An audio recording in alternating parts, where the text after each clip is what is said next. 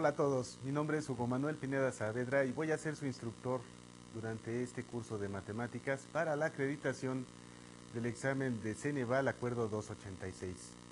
Yo tengo cerca de 4 años impartiendo este tipo de cursos y espero que en esta ocasión también sea de utilidad.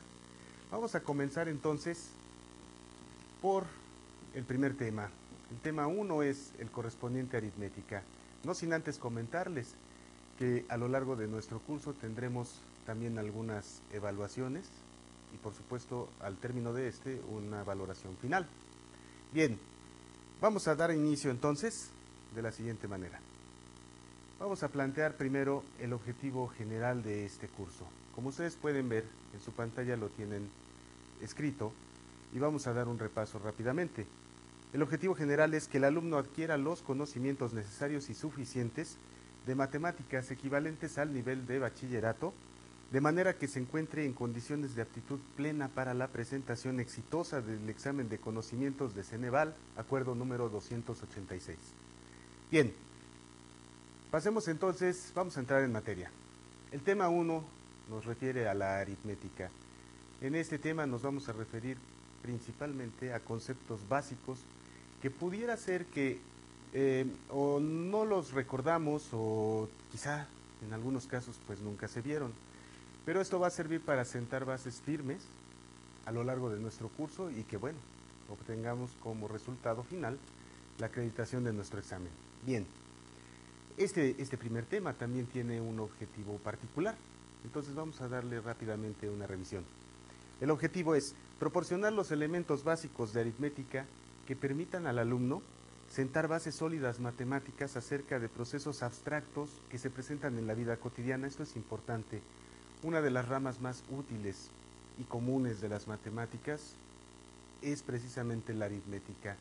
La aritmética nos acompaña todos los días, así es que vamos a dar una revisión para sentar esas bases. Muy bien, vamos a entrar en materia.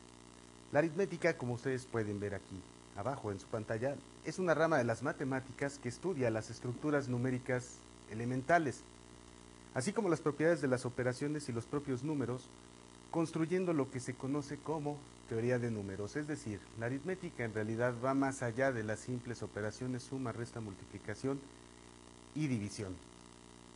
Como pueden observar también, nos refieren aquí, en la vida real la aritmética aparece cuando ya sea que se compra o se venda algún objeto, o al tener la necesidad de contabilizarlos, al realizar un inventario.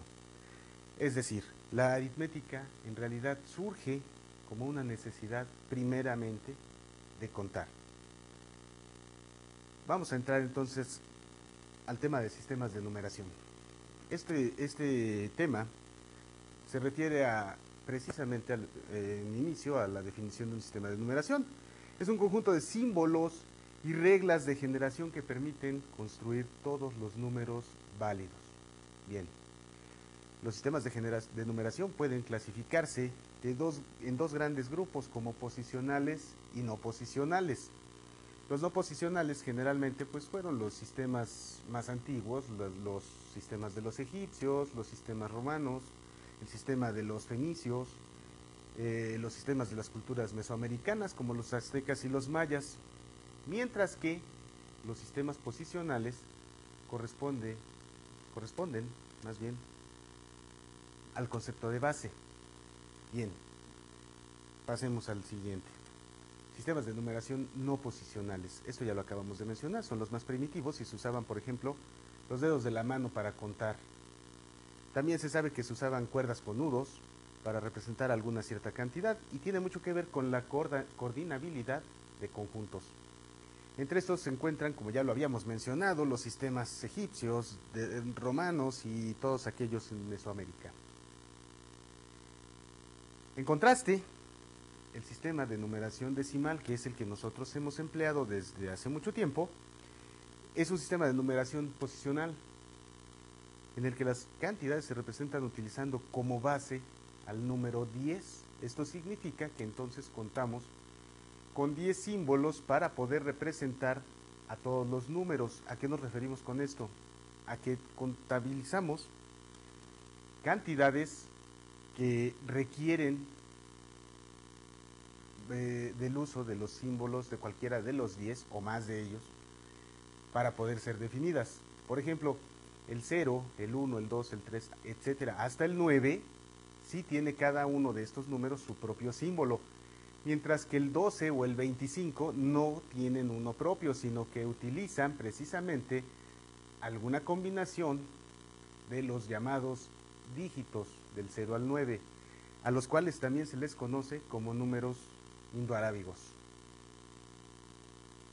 El sistema decimal entonces es un sistema posicional, como lo hemos mencionado hasta ahorita, por lo que el valor de cada dígito va a depender de su posición dentro de la cifra. Así, en el ejemplo que ustedes pueden estar observando ahorita en su pantalla, tendríamos al número 5247, en donde el primer número o dígito, que es el número 5, nos va a representar de acuerdo a la posición, y como ustedes pueden observar es el cuarto de derecha a izquierda, nos va a representar entonces a los millares. El 2 nos va a representar por su posición en el tercer lugar a las centenas, el 4 a las decenas y el 7 únicamente a las unidades, de tal manera que de acuerdo a nuestro sistema decimal, ustedes pueden observar cómo las unidades estarían multiplicadas 7 por 1, ese 1 corresponde a 10 a la 0, porque se va a comenzar desde el 0, 4 por 10, 10 a la 1, 2 por 100, que sería 10 al cuadrado, y finalmente 5 por 1000, que sería 5 por 10 al cubo. Bien, vamos a entrar entonces a lo que son los conjuntos de números. Como ustedes ven aquí, en matemáticas los números reales, designados por una R mayúscula, como lo pueden observar, son aquellos que incluyen tanto a los números racionales, positivos y negativos, incluyendo el 0, como a los números irracionales. Estos irracionales pueden ser trascendentes o algebraicos, que no se pueden expresar de manera fraccionaria y tienen infinitas cifras decimales no periódicas. Esto es lo correspondiente a los irracionales. En pocas palabras, los números reales son todos aquellos que se puedan representar en una recta numérica.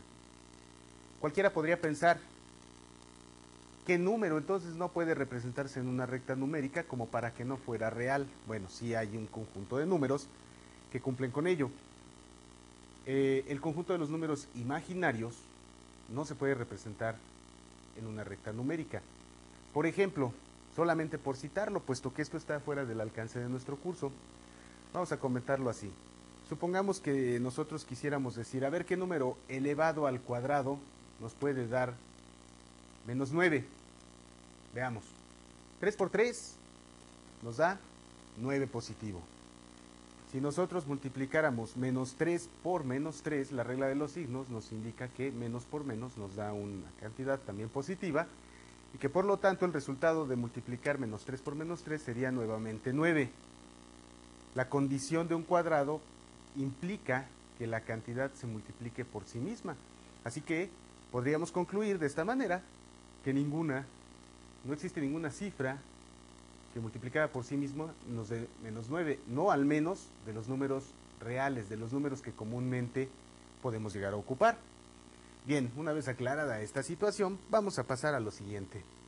Vamos a definir algunos de los conjuntos de los números, porque existen muchísimos, existen muchos, pero vamos a dar aquí nada más los más útiles e importantes y que nos puedan ayudar precisamente a conseguir nuestro objetivo, que no debemos olvidar, que es acreditar nuestro examen aprendiendo. Bien, vamos a comenzar entonces con números naturales. Podemos ver aquí, los números naturales se representan con una letra N mayúscula y son aquellos que permiten contar los elementos de un conjunto. Se trata del primer conjunto de números que fue utilizado por los seres humanos para contar objetos, y son todos aquellos números que nosotros comúnmente conocemos. Como pueden observar, aquí nos mencionan que existe una controversia respecto a considerar al 0 como un número natural. La teoría de conjuntos incluye al 0 dentro de este grupo, mientras que la teoría de números prefiere excluirlo. Bien, en nuestro caso nosotros vamos a decir que el 0 no es un número natural, puesto que, en principio, y atendiendo a la necesidad más primitiva, no se conocía el 0. Entonces, apoyados en esta situación, vamos a considerar entonces al 0 fuera de los números naturales. Pasemos al siguiente. Números enteros. Un número entero es cualquier elemento del conjunto formado por los números naturales y sus opuestos, es decir, su contraparte negativa. El conjunto de los enteros se va a representar con una letra Z mayúscula y la muestra, vaya, está aquí en su pantalla. Como pueden ver, el conjunto Z está definido desde el infinito negativo hasta el infinito positivo y teniendo aquí algunos de ellos, ¿no? Los números negativos tienen una utilidad, permiten contar nuevos tipos de cantidades, como ustedes pueden ver aquí, alguna deuda, alguna pérdida o falta, y ordenar por encima o por debajo de un cierto número de referencia. Aquí nos ponen como ejemplo algunas temperaturas inferiores y superiores, por ejemplo a los 0 grados centígrados, que son los que más con mayor frecuencia usamos, y los pisos de un edificio por encima o por debajo del nivel del suelo, por ejemplo, etcétera. Vamos a pasar ahora rápidamente entonces a los números racionales. ¿A qué nos referimos cuando hablamos de números racionales? Bien, un número racional es todo número que puede representarse como el cociente o división, que es lo mismo, de dos números enteros. Es decir, una fracción común con numerador y denominador distinto de cero. El denominador necesariamente debe de ser distinto de cero. El término racional alude a fracción o parte de un todo. Este concepto es importante porque nos va a enseñar no solamente la estructura de los números racionales, sino también nos va a ayudar en entender los conceptos principalmente de razones, proporciones, porcentajes e incluso reglas de tres. El conjunto de los racionales entonces lo vamos a denotar con una letra Q mayúscula y que incluye a los números enteros, como ustedes pueden ver aquí. También es un subconjunto de los números reales. Sigamos entonces con su contraparte, los números irracionales. Los números irracionales significan que son cantidades que no pueden ser obtenidas a partir de la división de dos enteros. Por ejemplo, algunos de ellos pueden ser los que ustedes pueden observar ahorita, como el número pi, la raíz cuadrada de 2 o el número e.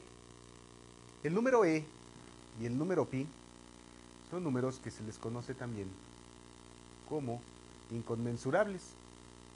Este tipo de números son constantes, es decir, siempre valen lo mismo y tienen una razón de ser, que ya en su momento podremos aclararla. Por si acaso alguien no estuviera muy familiarizado, sobre todo con el número e, es la base de los logaritmos naturales que veremos en sesiones posteriores. Bien, aquí nos hace nuevamente una reiteración, ninguno de ellos puede obtenerse como una división de enteros, y eso es lo que significa un número irracional. Vamos a ver ahora un conjunto, otro conjunto, o más bien, todos ellos han sido subconjuntos de los números reales. Un conjunto es una colección de elementos que poseen una o varias características similares. Vamos a entrar entonces al conjunto de los números primos. Los números primos son aquellas cantidades que son divisibles únicamente entre sí mismos y la unidad. ¿Como cuál? Bueno, en el ejemplo que ustedes están viendo en su pantalla, tenemos el 5. El 5 únicamente puede ser dividido de forma exacta por el mismo 5, ya que 5 entre 5 nos da un entero, y por la unidad 5 entre 1 nos da 5. No existe otro número que lo divida de manera exacta. De esta manera, entonces podríamos concluir lo siguiente. A ver, ¿el número 2 será primo o no? Veamos. 2 entre 1, si es divisible, lógicamente, 2 entre 1 nos da 2. Y 2 entre sí mismo nos da la unidad. Pero no existe ningún otro número que divida al 2 de forma exacta. Esto quiere decir, entonces, que el 2 sí es un número primo. De hecho, el 2 es el único número primo par. De ahí en fuera, todos los demás números primos serían impares. Pero esto no quiere decir que todos los impares sean primos. Vamos a ver, por ejemplo, el número 15. El 15 es posible dividirlo de manera exacta en el 1, con el 3, con el 5 y con el mismo 15, lo cual rompe con la definición y de tal manera nosotros podríamos decir que entonces el 15 no pertenece a los números primos. Muy bien, pasemos a lo siguiente. ¿Para qué nos servirá entonces determinar el conjunto de los números primos? Bueno, en matemáticas vamos a procurar siempre tener la consigna de realizar el menor número de operaciones posibles para resolver cualquier problema que se nos presente. Y al mismo tiempo vamos a procurar siempre también que no tengamos demasiadas operaciones por hacer. En otras palabras, vamos a procurar simplificar. El concepto de número primo nos va a ayudar siempre a simplificar cifras.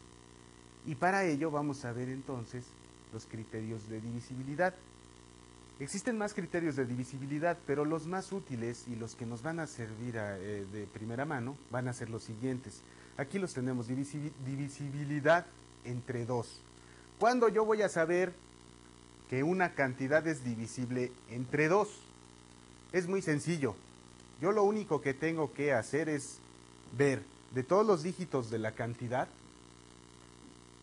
el último, me voy a fijar en la última cifra. Si esta última cifra es par, entonces la cantidad completa necesariamente es divisible entre 2. Incluso si termina en 0. ¿Por qué? Porque entonces el 0 se considera un número par. Bien. ¿Cómo voy a saber si una cantidad es divisible entre 3? También es muy sencillo. Voy a tomar las cifras de la cantidad y las voy a sumar. Si la suma total de estas cifras es un múltiplo de 3, entonces sin duda la cantidad es divisible entre 3. Y por último, la divisibilidad entre 5. Bien, si nuestra cifra termina con un número 5 o 0, entonces podemos concluir con confianza que la cantidad se puede dividir entre 5. Bien, vamos a entrar a otro concepto, que es el mínimo común múltiplo. El mínimo común múltiplo, tenemos aquí la definición, se refiere a esto: el mínimo común múltiplo de 2 o más números es el menor número posible que contiene un número exacto de veces a cada uno de dichos números. Aquí tenemos un ejemplo. Dice: hallar el mínimo común múltiplo de 24, 48, 56 y 168. Bien, vamos a resolverlo de la siguiente manera. Vamos a poner aquí 24, 48, 56 y el 168. Primero y antes que nada, vamos a revisar rápidamente cómo se descompondrían en números primos. Veamos. Primero, el 24. El primer número primo válido, el 1 no se considera primo. El primer número válido sería el 2. Así que vamos a preguntarnos, ¿el 24 se puede dividir entre 2? Sí se puede, termina en una cifra par. De manera que vamos a realizar esa primera división. 24 entre 2 nos da 12. Volvemos a preguntar, ¿12 se puede dividir entre 2? Sí. Volvamos a dividir, nos daría 6. ¿El 6 es par? Sí es par. De manera que podemos volver a sacar una mitad y en este caso nos da 3. Preguntamos una vez más, ¿el 3 tiene mitad? Ya no tiene mitad. Entonces, pregunto por el siguiente número primo. ¿Cuál sería el siguiente número primo? El número 3 precisamente. ¿3 se puede dividir entre 3? Sí es posible. De manera entonces que al dividir obtenemos aquí la unidad. En ese momento nos detenemos refiriéndonos a que hemos descompuesto el 24 en sus factores primos. ¿Por qué en sus factores? Porque podemos observar que el 24 lo podemos obtener a partir de la multiplicación de todos ellos. 2 por 2, 4, por 2, 8 y por 3, 24. A esto nos referimos cuando hablamos de la descomposición de números en sus factores primos. Ahora, ¿de qué se va a tratar? Para obtener el mínimo común múltiplo, y en pocas palabras, lo que vamos a hacer es lo siguiente. Quitamos esta parte y vamos a descomponer a todos los números de la misma manera simultáneamente. Veamos. ¿Alguno de ellos tiene mitad? Podemos ver que todos tienen mitad. Bien. Así que dividimos inmediatamente todos entre 2. 24 entre 2, ya habíamos visto que era 12. El 48 entre 2 es 24. 56 entre 2 nos da 28. Y el 168 nos da 84.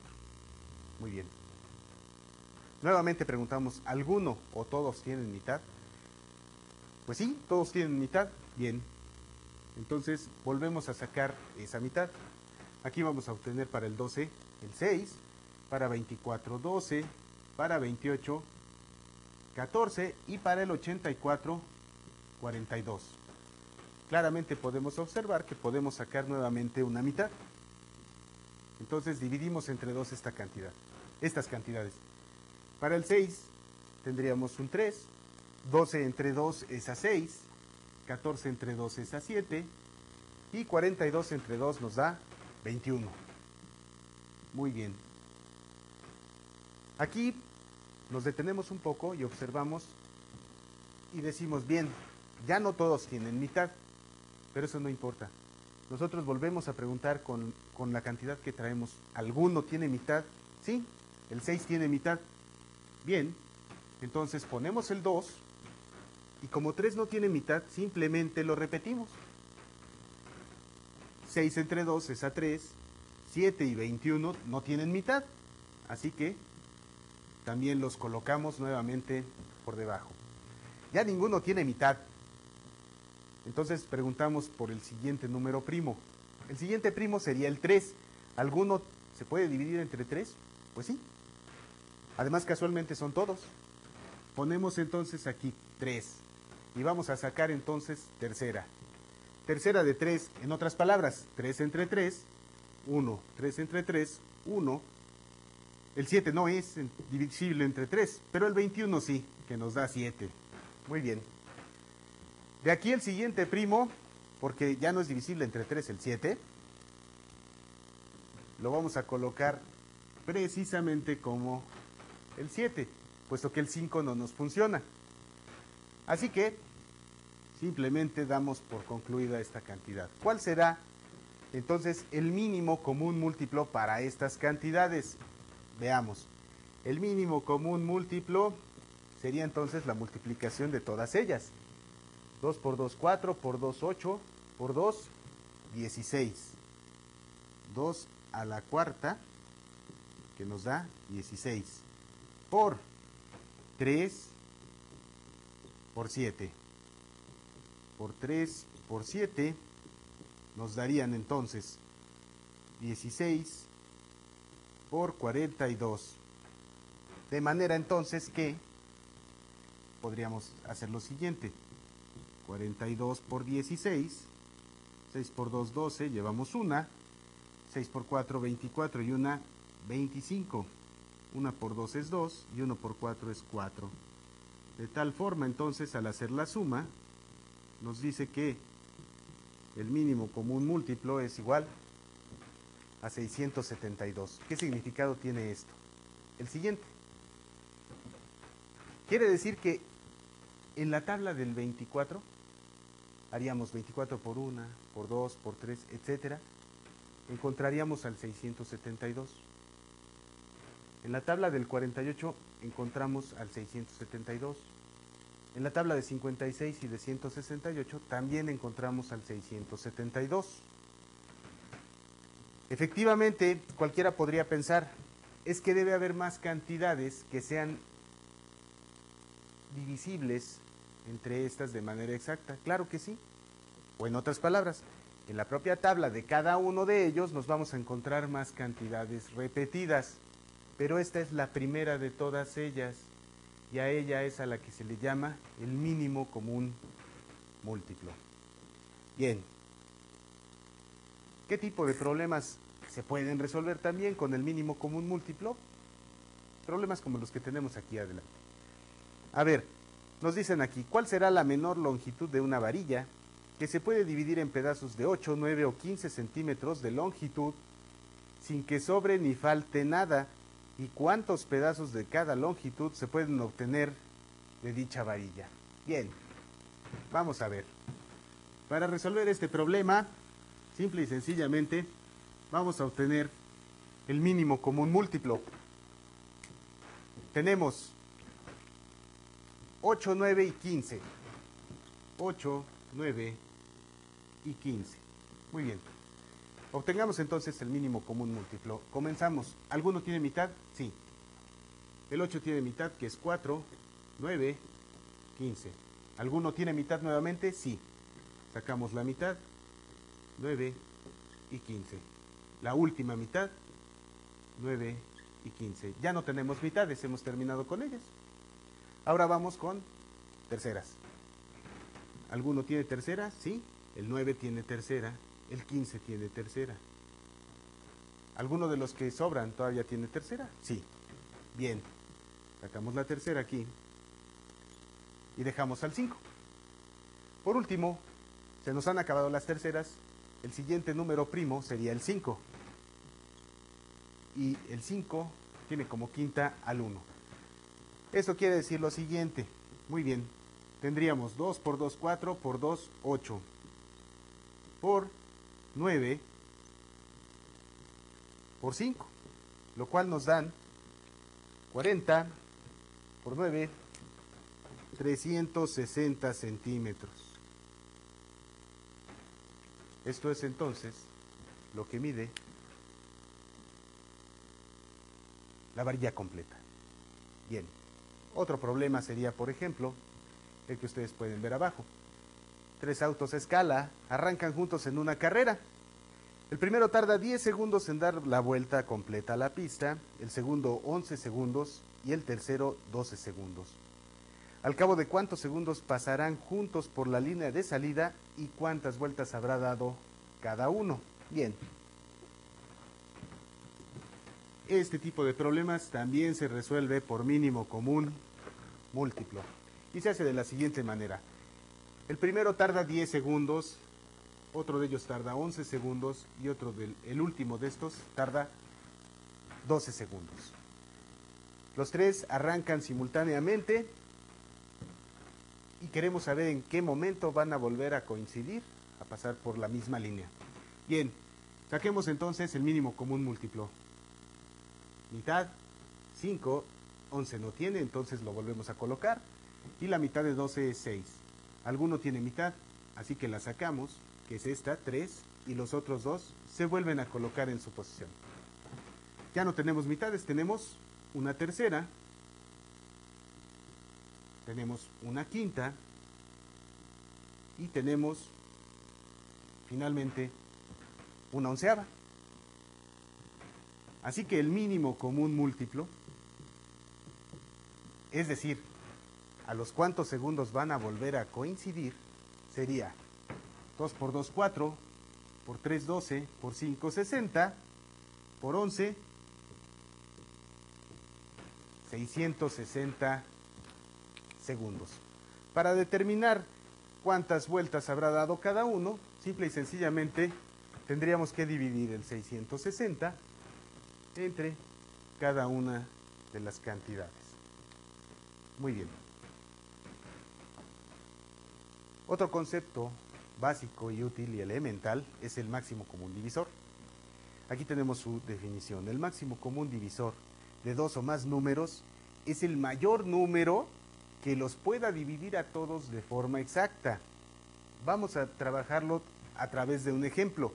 Como ustedes pueden ver, para obtener el mínimo común múltiplo, se descomponen simultáneamente en sus factores primos a todas las cantidades. A diferencia de ello, para obtener el máximo común divisor, vamos a descomponer a cada una de las cantidades por separado. Por ejemplo, aquí nos piden hallar el máximo común divisor de 48, 72 y 84. Bien, aquí los tenemos. Entonces vamos a descomponer a cada uno de ellos en sus correspondientes factores primos. 48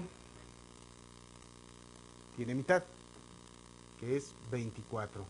La mitad de 24 es 12, la mitad de 12 es 6, la mitad de 6 es 3 y 3 ya no tiene mitad, pero tiene tercera. De tal manera que el 48 lo podemos obtener como 1, 2, 3 y 4. 2 a la cuarta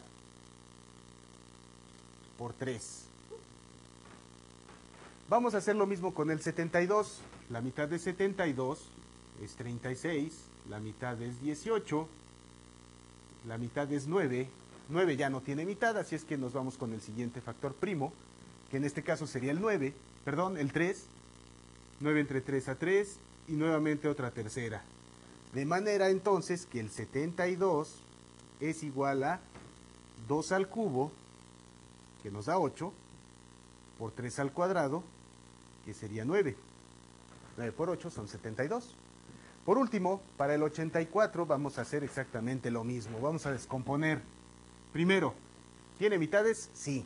La mitad de 84 es 42. Nuevamente tiene mitad, que nos da 21. 21 no tiene mitad, pero tiene tercera, puesto que 2 más 1 es 3 y es múltiplo de 3, así que concluimos que tiene tercera. La tercera de 21 debe de ser 21 entre 3 a 7. 7 es un número primo, así es que no se puede dividir más que entre sí mismo y nos quedaría de esta manera. Una vez que hemos descompuesto los números, vamos a colocarlo aquí. 84 sería entonces 2 al cuadrado por 3 por 7. Vamos a encontrar entonces el máximo común divisor.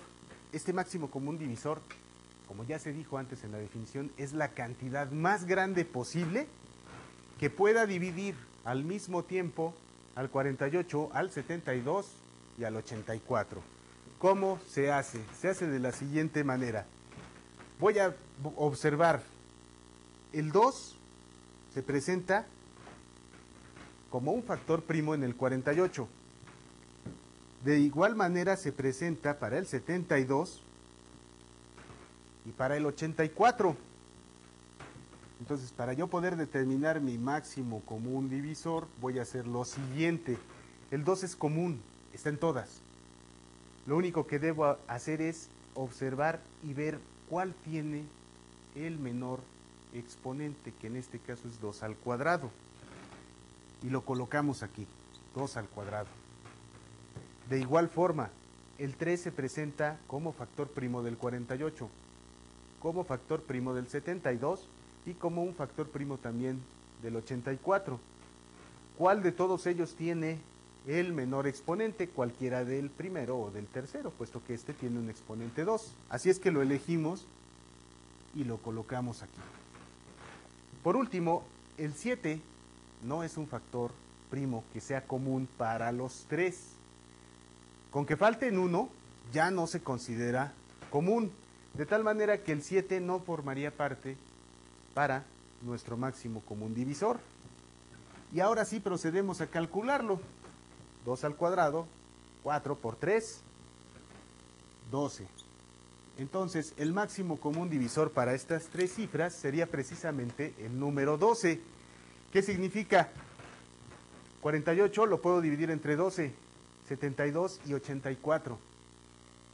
Los puedo dividir simultáneamente entre números más pequeños, por ejemplo, entre el 2, por ejemplo, también entre el 3, pero en el caso del máximo común divisor, se trata justamente de encontrar el número más grande posible, que pueda dividir simultáneamente a todas las cifras. Bien, Vamos a pasar entonces aquí, problemas que se resuelven con máximo común divisor. Este es muy similar. Se pueden dividir tres varillas de 20 centímetros, 24 centímetros y 30 centímetros en fragmentos de 4 centímetros de longitud, sin que sobre ni falte nada entre cada varilla. Bien, para resolver este tipo de problemas, lo único que yo tengo que determinar es precisamente el máximo común divisor. Vamos a hacerlo con la intención de que esto quede más claro. 20, 24 y 30. Bien. 20, 24 y 30. Tiene mitad. Otra mitad aquí para el 10, que es 5. Y el 5 al ser primo se divide entre sí mismo. Así que el 20 nos queda como 2 al cuadrado por 5. 24 tiene mitad, que es 12. Otra mitad, que es 6. Mitad, que es 3. Y 3 tiene únicamente tercera. De manera que el 24 queda descompuesto en factores primos como 2 al cubo por 3. Por último, el número 30. El número 30 tiene una mitad que es 15. El 15 tiene quinta, pero tiene tercera. ¿Cuál debo de sacar primero? La más pequeña, la tercera. Tercera, 15 entre 3 a 5. Y por último, la quinta. Así que el número 30 queda descompuesto de la siguiente manera: 2 por 3 por 5.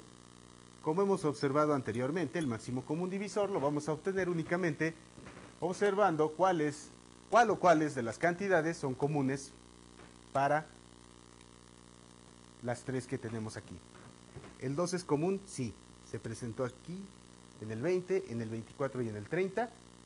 Y debo de elegirlo precisamente con el menor exponente, que es el 2. El 5 se presenta en el 20 y en el 30, pero no en el 24, de manera que entonces no es una cifra parte del máximo común divisor. De igual manera pasa con el 3, se presenta en el 30 y en el 24, pero no en el 20, así es que no se les considera. Muy bien. Entonces concluiríamos que el máximo común divisor para 20, 30 y 24 es únicamente el 2. Y la pregunta nos dice si se pueden dividir en fragmentos de 4 centímetros de longitud. Pues no. Esto ya lo podríamos haber intuido desde antes, puesto que el 30 no es divisible entre 4. Muy bien. Aquí, como pueden observar, hay otro ejemplo, el cual queda para ustedes. Bien. Sigue el tema de operaciones con fracciones. Esto nada más es aprender nuevamente a realizar sumas, restas, multiplicaciones y divisiones fraccionarias. Para ello, vamos a ocupar algunos ejemplos y los conceptos que hemos visto hasta el momento. Como nos ponen aquí en el ejemplo, 3 cuartos más 7 cuartos. Muy bien. 3 cuartos más 7 cuartos simplemente serían 10 cuartos. ¿Por qué? Porque cuando tenemos denominadores iguales, la suma y la resta únicamente se hace de forma directa. Al final de cuentas, siempre tenemos que ver la posibilidad de simplificar. 10 y 4 tienen mitad, así que serían lo mismo que una cantidad como esta, 5 medios. Pero ¿qué pasa si mis fracciones no son iguales? Si no son iguales, como ustedes pueden observar, aquí tenemos otros ejemplos. 5 sextos más 7 octavos. 5 sextos más 7 octavos. ¿Qué tendría yo que hacer? Tengo que encontrar entonces algo que le llamamos común denominador. Y el común denominador no es otra cosa más que el mínimo común múltiplo. El mínimo común múltiplo para 6 y 8. Vamos a ver. 6 y 8. Tienen mitad ambos. Otra mitad. Nuevamente una mitad. Y por último, una tercera. 2 por 2 son 4. Por 2 son 8. Por 3, 24. Se le llama mínimo común múltiplo. Y en quebrados le llamamos mínimo común denominador. es el mismo. 6 por 8, 48, sí me sirve, pero es mucho más grande que el 24. Vamos a procurar siempre emplear las cifras más pequeñas posibles. En el caso de la suma y la resta se procede exactamente de la misma forma. Obtenemos un común denominador y hacemos lo siguiente. 24 lo dividiríamos entre 6. 24 entre 6 nos da 4 y se multiplica por su denominador. 4 por 5 son 20, más 24 entre 8 nos da 3, por 7, 21. De tal manera entonces que hacemos ahora sí la suma.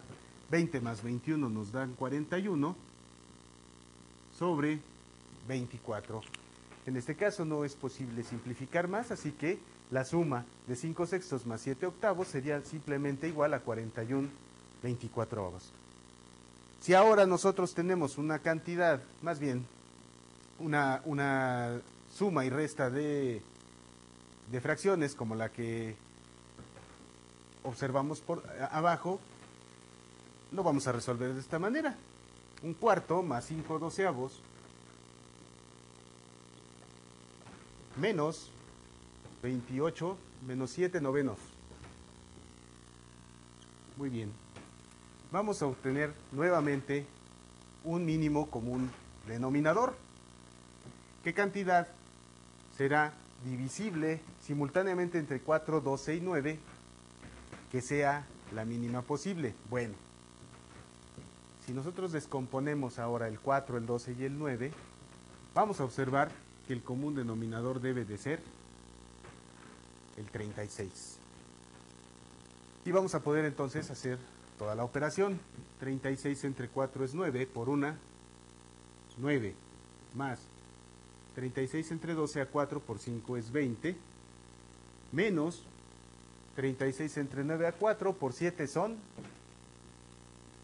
28.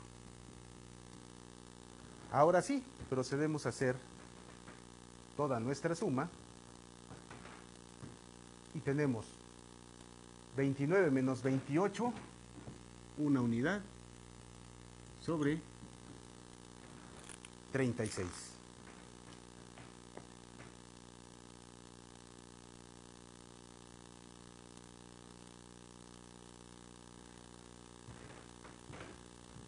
$36 entre 12 es a 3 por 5, son 15.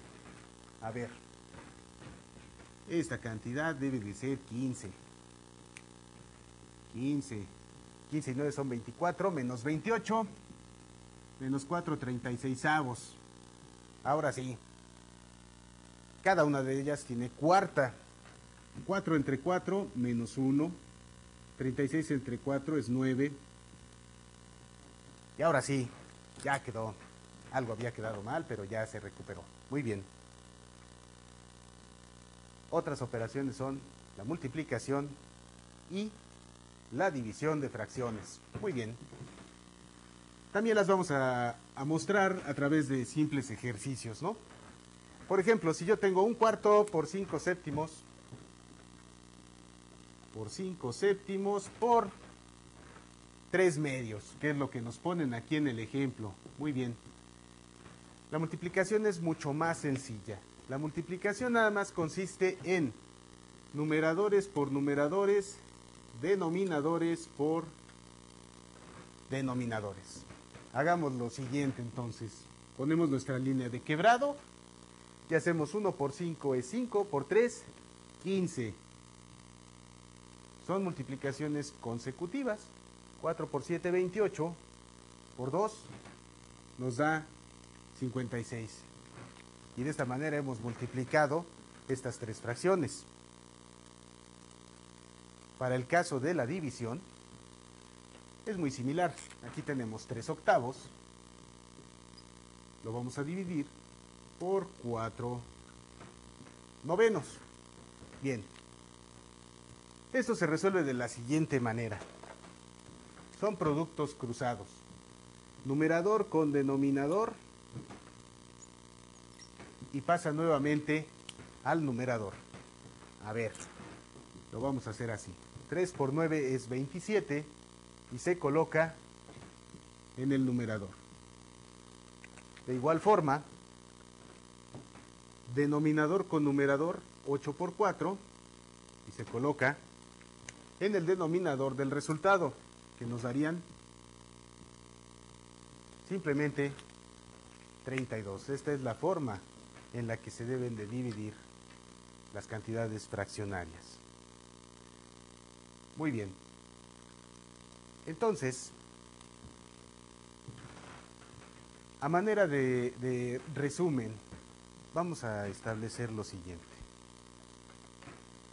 En nuestra sesión de este día hemos visto los conceptos básicos de aritmética que nos van a ayudar precisamente a comprender conceptos posteriores a lo largo de nuestro curso.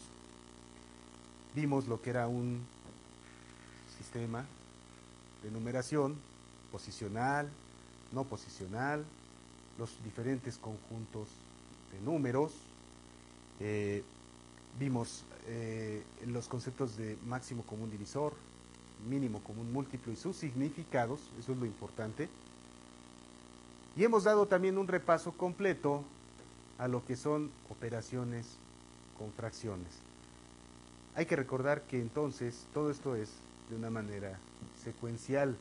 Primero, la descomposición de números con factores primos nos llevó directamente a comprender los conceptos mínimo común múltiplo, máximo común divisor, y posterior a ello, entonces sí, poder emplear estos conceptos para la mejor asimilación de las operaciones con fracciones, suma, resta, multiplicación y división. También se pudieron resolver algunos ejemplos del uso de los conceptos de mínimo común múltiplo y máximo común divisor, que a veces suelen presentarse como ejercicios en este tipo de examen que ustedes van a presentar. De hecho, vamos a procurar que nuestros ejemplos y ejercicios sean lo más parecidos a los que se les puedan presentar en esta evaluación. Por último, no me queda más que recomendar lo siguiente. Aquí tienen una serie de ejercicios, son simplemente 5, en donde van a practicar todo lo que hemos visto en esta sesión y que espero que además lo puedan profundizar más a través de el empleo de otras herramientas bibliográficas sobre todo, y puedan ampliar su conocimiento respecto a nuestros temas de este día. En fin, espero que esto les haya sido de mucha utilidad. Yo me despido y nos veremos entonces en nuestra siguiente sesión y sigan estudiando. Gracias.